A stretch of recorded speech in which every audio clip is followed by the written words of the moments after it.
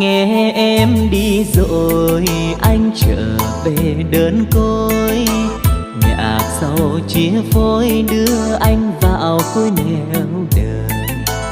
Buồn ơi là buồn nghe mưa về răng mắt ai.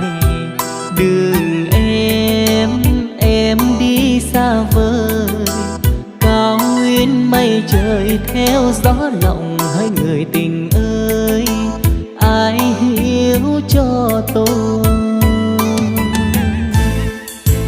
Em ra đi vì theo cuộc tình kiêu sa, đường dài